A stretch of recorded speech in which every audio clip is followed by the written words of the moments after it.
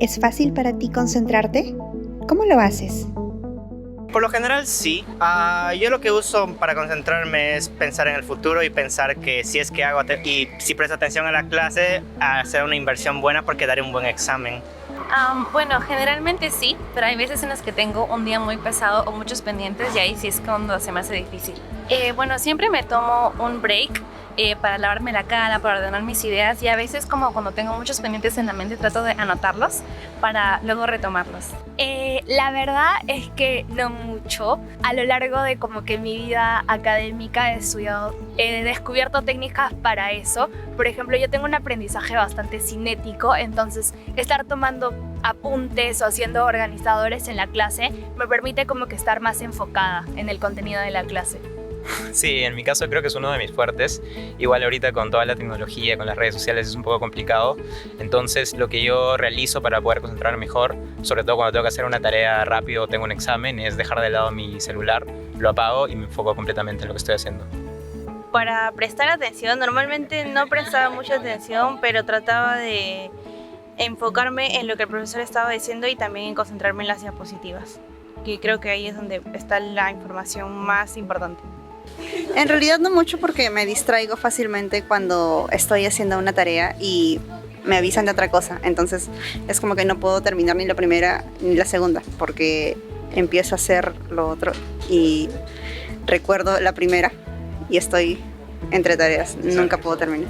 Lo que he estado haciendo últimamente es hacer un organizador personal en una plataforma digital que reviso cada cierta cantidad de horas, entonces estoy revisando constantemente qué es lo que tengo que hacer y si ya lo tengo listo. Lo voy tachando y voy agregando cosas nuevas según el orden de prioridad que me da. Efectivamente, a veces no podemos concentrarnos como lo han escuchado. Lo que sucede es que cuando no podemos concentrarnos o nos distraemos rápidamente es que algo está ocurriendo con nuestra atención.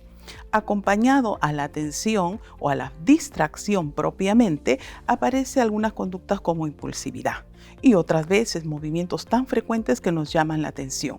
Esto podría ser un caso de déficit de atención. En algunos casos, déficit de atención con impulsividad y en otros con hiperactividad.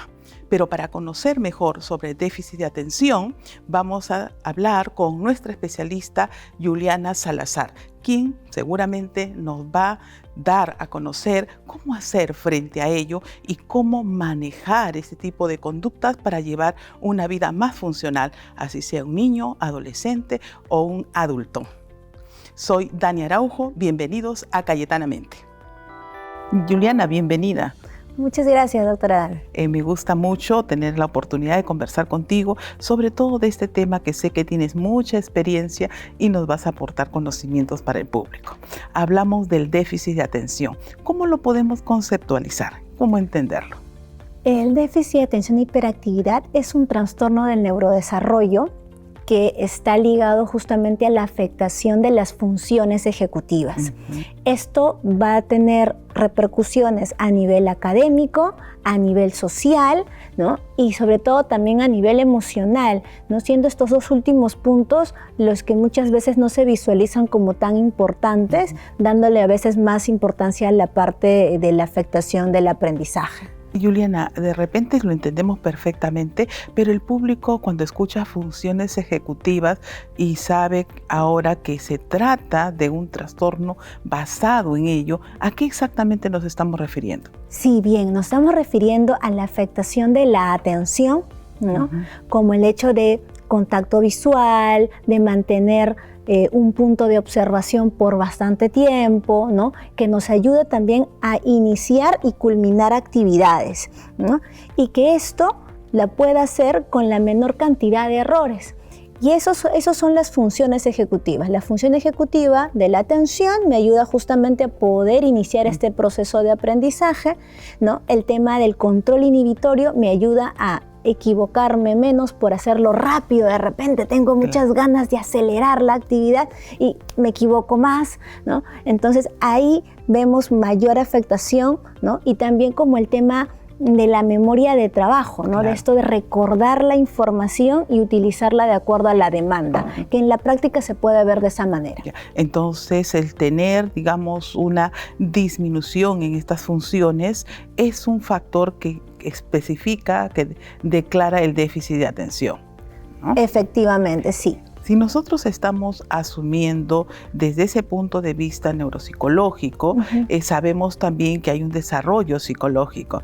Entonces nos preguntamos, ¿y esto comienza a aparecer desde qué etapa, ¿no? ¿Y cómo es que se va presentando? Se visualiza como la afectación de estas funciones que le mencionaba, pero no podemos dejar de lado que tiene un carácter genético.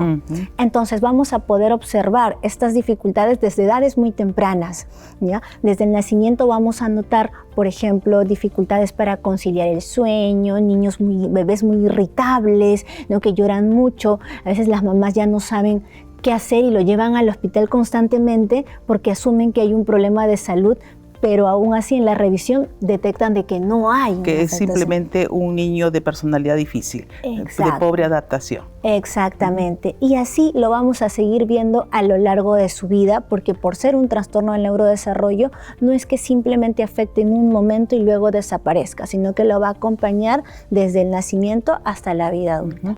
¿Y cómo es que los padres, ¿no? De repente también el entorno, se puede dar cuenta que está apareciendo ciertas características que nos podrían colocar como alerta para esta situación?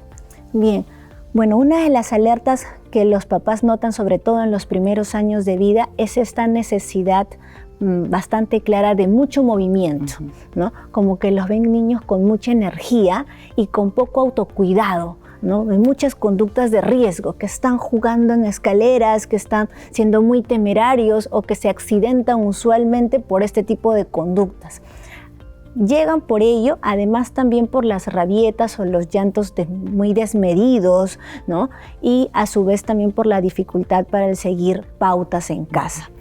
A veces se puede confundir porque es propio el comportamiento impulsivo, espontáneo, como bien lo refieres. Pero las personas pueden decir, bueno, es impulsivo, no tiene déficit de atención, ¿no? Sin embargo, las características que tipifica el déficit de atención incluye este comportamiento, ¿verdad? Efectivamente. No quiere decir que todos los niños, como bien lo ha mencionado, presenten este diagnóstico, pero podrían ser las señales de alerta que me lleven a un control pediátrico y posteriormente neuropediátrico también.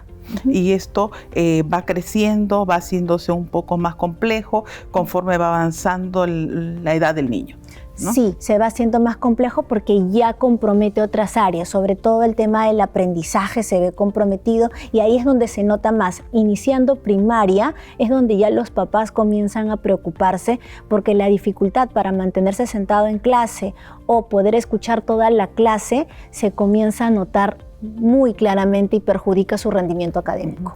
Entonces estamos frente a una situación donde hay factores que van a incentivar o factores donde de repente la persona no está preparada para dar una respuesta que se esperaría, como en la etapa escolar, ¿no? Efectivamente, por eso es que ya las profesoras, los colegios comienzan a generar alertas y ya hacen las derivaciones o las solicitudes de las evaluaciones para este tipo de casos, ¿no? Recordemos que para que haya una confirmación de un diagnóstico, pues no basta con solamente la información del papá o solamente lo que observamos en sesión, sino que estas conductas deben presentarse en todos los contextos en el cual el niño se desenvuelve, incluye el colegio. Es ahí donde vemos de repente más marcado, porque quizás en casa los padres asumen que es un niño indisciplinado o que no hace las cosas porque no tiene costumbre, ¿no? Y no lo visualizan, ¿verdad? Y no lo visualizan. A veces los profesores son los que más alertas identifican en el desarrollo del niño y ellos son los que terminan siendo la fuente de derivación. Esto nos lleva a una situación. El problema es probablemente del niño y más adelante del joven, pero el problema no es solamente de la persona que tiene el déficit de atención, sino el problema abarca un poco más allá. ¿Cómo se compromete el contexto en este caso? Eso es importantísimo porque cuando tenemos un niño con un diagnóstico de este tipo, toda la familia está involucrada. Entendemos de que el diagnóstico se puede agudizar, puede presentar más problemas si la familia no utilice estrategias que favorezcan la autorregulación. Entonces, necesitamos que la intervención no solamente sea dirigido al niño y a estas funciones en déficit, sino que hemos observado también por las investigaciones que las intervenciones que más funcionan son las que comprometen a la familia, no solamente con tareas, sino también con la comprensión de lo que implica el trastorno por déficit de atención e hiperactividad, ¿no? Y así también las estrategias de crianza que deben utilizar en casa todas las personas que sean una figura de autoridad dentro del hogar, ¿no? Porque puede ser que el niño en el día esté con la nana, puede ser que esté también con la mamá o con la abuela o la tía y luego el papá. Entonces tenemos muchas figuras de cuidado para este niño y entre todas ellas tienen que trabajar de manera homogénea. Si nosotros vamos avanzando en los grupos etarios, esto se va comenzar a visualizar quizás con otra característica de complejidad, de repente más relacionado con las relaciones interpersonales, en quienes tienen déficit de atención, pero ya son adolescentes. Sí, bueno, algo que ya deja de comprometer solamente el tema del aprendizaje es el tema emocional. Comenzamos a notar chicos que son muy ansiosos, ¿no? Ya aparece un trastorno de ansiedad como comórbido al diagnóstico de TDAH, ¿no? Por la sobreexigencia que hay hacia ellos, ¿no? También aparece en alta presencia, en alta prevalencia las conductas de consumo de sustancias, alcohol, la drogadicción, ¿no? Porque no están encontrando aceptación en espacios favorables, ¿no? Como es un espacio académico, no encuentran que puedan encajar ahí, pero sin embargo en estos otros espacios sí. Entonces estas conductas delictivas, conductas de riesgo son altamente probables de aparecer en la adolescencia. Y ahí hay una situación que podemos colocarlo nosotros en dos polos, ¿no? Por ejemplo, cuando todavía el niño está en su proceso de desarrollo, muchos padres evitan ir a un tratamiento porque tienen el temor de la farmacodependencia, ¿no? O propiamente que sean medicados, ¿no? Pero resulta que cuando son adolescentes, más bien hacen lo contrario, quieren que sean medicados, ¿no? ¿Cómo funciona esto y qué tan importante es tener la medicación en estos casos? Bien. Sabemos que la efectividad de la intervención en personas con TDAH va no solamente por un trabajo psicoeducativo con la familia, sino también con el propio niño, ¿no? Y hay que acompañarnos de otros especialistas, como en este caso el neuropediatra. Él nos ayuda con la medicación de ser necesaria. No en todos los casos se requiere la medicación, ¿no? Y no por toda la vida. Muchos papás asumen que una vez que van a ser medicados, siempre los van a medicar. Y no es así. Lo que se busca es que la terapia sea lo más efectiva posible en edades tempranas para evitarnos, ¿no?, problemas mayores en la adolescencia y en la adultez que de repente interfieran en su adaptación social, ¿no? Entonces, para ello es que utilizan la medicación como un facilitador del proceso de aprender. Esencialmente va más ligado a regular los procesos atencionales y los de movimiento, ¿no?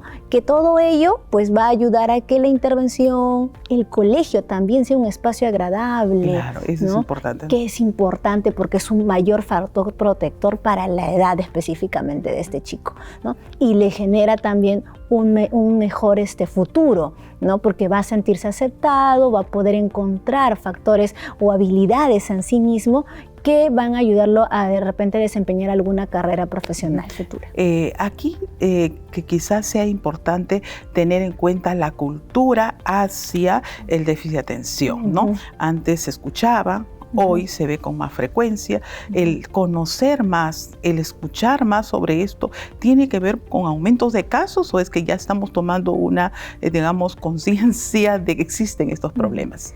Estamos tomando mayor conciencia por un lado, pero también hay un sobrediagnóstico. No podemos de repente evitar decir de que hay profesionales que todavía no conocen todos los instrumentos especializados para el diagnóstico. Muchas veces los ven en un proceso de 30 minutos y ya los están diagnosticando. Y la intención es que sea más bien como lo mencionaba, una evaluación completa donde se consideren los contextos familiares y educativos. Y eso toma un proceso bastante largo de evaluación, que normalmente es el psicólogo especializado en trastornos del neurodesarrollo el que va a ir invitando a estas personas, estos actores de la vida del niño, para poder hacer una evaluación mucho más efectiva.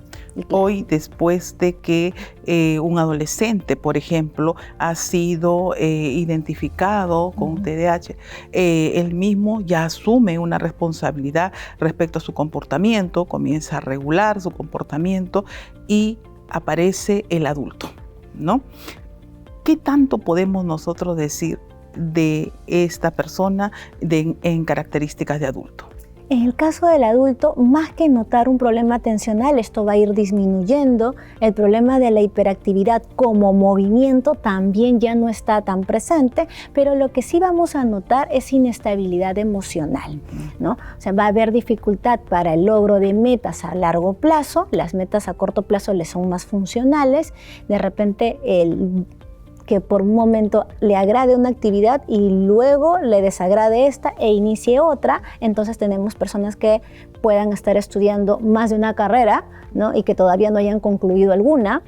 Y lo mismo puede pasar a nivel emocional, a nivel de sus relaciones de pareja, lo cual hace que les sea totalmente insatisfactorio ello y aparezcan otros trastornos como la depresión, por la que no está teniendo una vida plena en disfrute constante. Entonces ahí aparecen ciertos mitos en el sentido de que un trastorno de déficit de atención con hiperactividad sobre todo es una psicopatología o de repente se puede considerar como una limitación. ¿Qué tanto debe entenderse en relación a esto? Claro, no es que sea una psicopatología. Muchas veces llegamos a la vida adulta y no sabemos que tenemos el trastorno, ¿no? Porque recién en los últimos 10 años estamos hablando de ello. Entonces hay muchos adultos actualmente que no lo conocen, que no conocen estar dentro de este grupo. Entonces requieren los apoyos en la vida adulta para ello. Lamentablemente todavía a nivel de diagnóstico estamos más en los diagnósticos tempranos, en la niñez hasta en la adolescencia, pero en la vida adulta no tenemos muchos recursos de diagnóstico y más en nuestro contexto. Entonces hay que llevar un acompañamiento especializado para ello. Y conocer cómo es que se presenta para regular su conducta. Efectivamente. Juliana, yo te voy a pedir algunas recomendaciones que creo que puedan ser útiles para poder manejarlo en el contexto cotidiano, ¿no? Y qué hacer si de repente se encuentra ya sea un niño, un adolescente con características que sospechamos que puede ser que tenga un trastorno de déficit de atención. Lo primero son pautas claras de las actividades que se tienen que realizar. La organización visual ayuda mucho al recordar qué tiene que hacer y qué va a hacer posteriormente. Eso como para mantener un orden y pueda también disfrutar de que logró alcanzar una meta, ¿no? Hacerle de manera clara, verbalmente, el hecho de reconocer los logros que está alcanzando, porque necesita esa motivación para mantenerse en actividades. Y bueno, finalmente, si también tenemos la duda de que hay la sospecha de que pueda haber estos indicadores en mi niño o en algún familiar, pues lo ideal es acudir a un especialista para que nos ayude con el diagnóstico. Ok, si tuviéramos que decir en una frase, no te asustes, ¿por qué? No te asustes porque hay muchas posibilidades para que un niño con TDAH, una persona con TDAH en general, pueda desempeñar una vida autónoma, una vida plena con los apoyos que se le puede dar desde edades muy tempranas. Qué agradable sentir eso, ¿no? Porque muchas veces hay preocupación. Sí. Muchísimas gracias, Juliana. Ha sido muy provechoso. Gracias por la invitación. Gracias. Ahora les voy a dar un dato muy importante. Se trata del hiperfoco, ¿no? Que viene a ser un estado intenso, extremo de concentración que hace que las personas se focalicen solamente en una actividad y no puedan hacer otras actividades que podrían ser muy útiles para ellos. En el caso del déficit de atención, esto sucede con bastante intensidad por cuanto las personas tienen las dificultades para regular su atención y entonces no pueden hacer otras actividades. Sin embargo, hay algo que llama la atención. A veces vemos niños o adolescentes que pueden permanecer horas viendo televisión o concentrándose en actividades recreativas, pero no pueden concentrarse en una actividad académica o una actividad que manda su exigencia con algún tipo de instrucción. Aquí lo que está ocurriendo es un hiperfoco. Por otro lado, el hiperfoco a veces se ha visto que es beneficioso, trae ventajas en el sentido que la persona podría bajo este estado hacer actividades recreativas o creativas. Sin embargo, no siempre es funcional. ¿Cómo manejar esta situación? Es importante entrar en un estado de regulación conductual donde la persona tiene que tener una organización, una planificación de sus actividades y que permita hacer rutinas disciplinarias para que esto pueda funcionar de manera más satisfactoria para la persona y evitar estar en una condición de hiperfoco. Bien, tengo algunas preguntas de parte del público y espero poderles ayudar. La primera es de Tomás. Dice, me canso mentalmente muy rápido cuando tengo que hacer algo aburrido. ¿Cómo puedo manejar esto? Bueno, Tomás, en primer lugar hay que tener en cuenta de que no siempre el cansancio implica un déficit de atención, ¿no? A veces el cansancio puede ser porque el cuerpo físicamente necesita descansar. Sin embargo, el dato de aburrimiento que nos das nos hace pensar que probablemente necesitas mayor estimulación en los estímulos que están en tu medio para poder encontrar un interés. Aquí hay que diferenciar entre una posibilidad de una conducta impulsiva y un déficit de atención. Tengo una segunda pregunta de parte de Sofía. Me dice, me da miedo que el déficit de atención me afecte mi vida profesional. ¿Qué estrategias me puede ayudar? Bueno, Sofía, en realidad, si tú ya sabes que tienes un déficit de atención, probablemente sabes que existen ciertos patrones, ciertas conductas de entrenamiento que está relacionado con una regulación conductual para concentrar tus actividades en periodos rutinarios y disciplinarios. Sin embargo, es importante también que tú puedas entrenarte en habilidades de relaciones interpersonales para manejar esto, por cuanto el déficit de atención no solamente implica falta de atención, también trae otros problemas que seguramente te gustará mejorarlos. Bien, y una última pregunta. Siento que nadie entiende lo difícil que es para mí concentrarme. ¿Cómo puedo explicarlo sin que suene a excusa?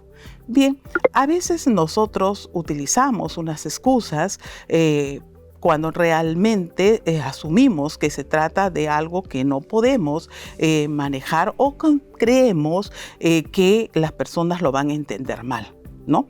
Por ello, podemos percibir que puede sonar a excusa. Sin embargo, yo creo que hoy en día las personas ya conocen bien claro qué es un déficit de atención y si no lo conocen es importante darles un poquito de información para que esto sea algo que las personas puedan tener y sean mucho más empáticos con nosotros y de esa manera mejorar nuestras relaciones interpersonales y trabajar con esta característica en grupo.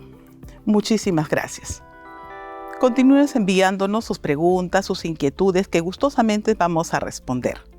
Hoy en el programa, al hablar de déficit de atención, hemos visto que es una condición que puede ser manejada por todas las personas y con Juliana Salazar hemos encontrado que desarrollar habilidades que les permita interactuar con las personas es importante. Por ello, no tenemos que temer sobre esta condición, al contrario, tenemos que empezar a crear habilidades que nos permitan relacionarnos mejor y tener una vida más saludable, un bienestar psicológico en nuestras actividades laborales, académicas y por supuesto sociales. Soy Dani Araujo, continúenos viendo en nuestro programa Cayetanamente y por nuestro canal digital cayetano.plus y escucharnos por Spotify.